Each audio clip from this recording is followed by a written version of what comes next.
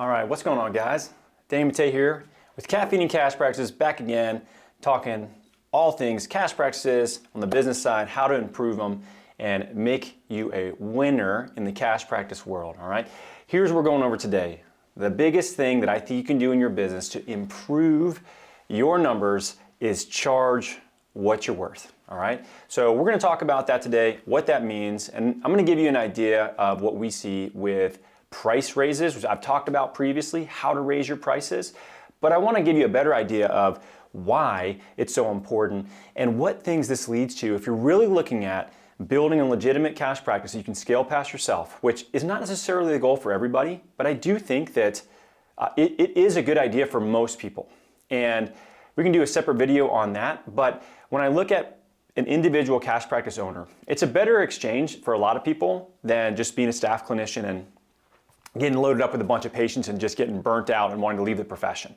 But when you're just a single individual in a business, it's not the safest place to be. Let me put it that way, because you're one injury away from not having income, right? You're one car accident away from not having income for you and your family, and you can mitigate some of that through insurance and good cash reserves and all of that. But what I want you to think about is, if you could grow your business past yourself, if you could grow your practice past yourself, would you do it? And most people, if they knew how to actually do it the right way, they would, because it's more revenue, more impact, it's more sellable, and it's more passive, right? So it is a safer place for you to be as the business owner. So let's talk about your price point and why it's so important. When we look at a service business is an exchange of a service of some sort. Time, in this case, not always the case, but in a cash practice, the simplest model that most people run is an exchange of a visit for exchange of money.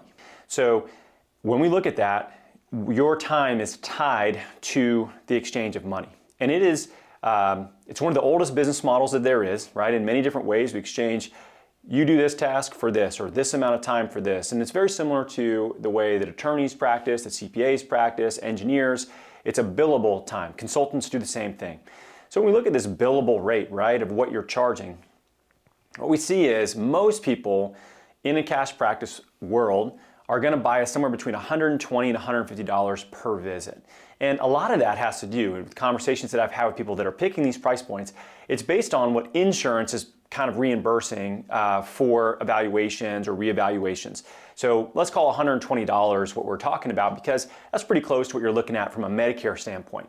Well, first of all, you're putting yourself in the same playing field as what the government says that you're worth, which we know probably is lower than what we're actually worth as far as what physical therapy is, how physical therapy is concerned, right? So if you're using that as your benchmark as to why you're picking what you're charging, it's probably not the best way to look at it. Now, if you look at other professionals in your area, personal trainers, other health providers like chiropractors or massage therapists, anybody that is doing a similar kind of billable rate and is in the health world, you get a better idea of what they charge for, and maybe that gives you a better perspective of where you're at. But when we look at the actual nuts and bolts of where you need to be, $150 is the bare minimum that we see that people can be at and actually be able to scale to multiple people. So if it's just you and that's what you want to do, you can have a pretty damn good life if you're just averaging $150 a visit and you're seeing, let's call it, 25, 30 of those a week, and then you can do the math on that to where you're going to be,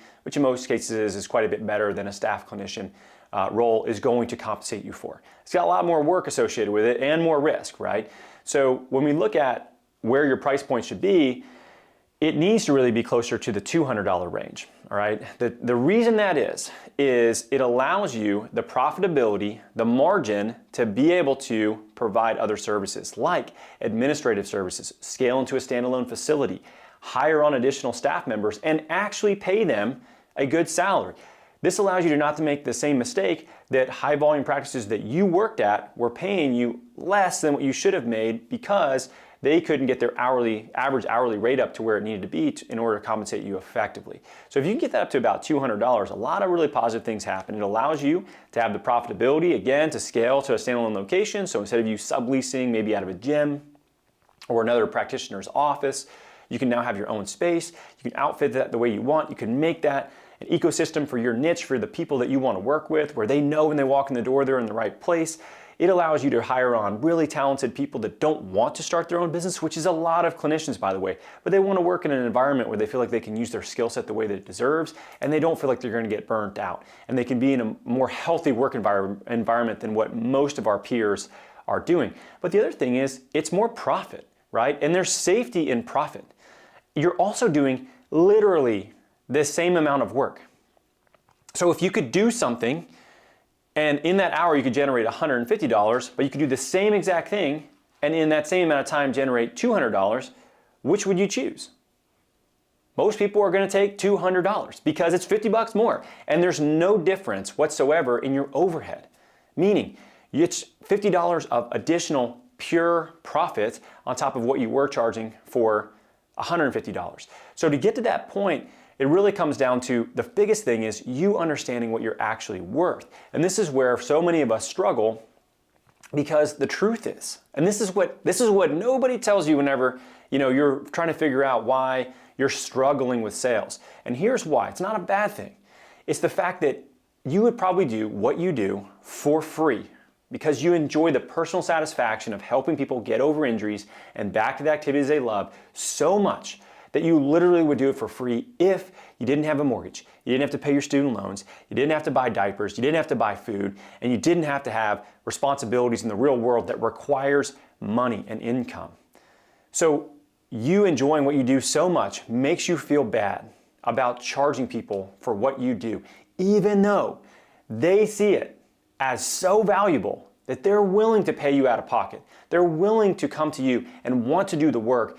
And the more they pay, the more they pay attention. The funny thing is, the more you charge, the better your outcomes are going to be. Why?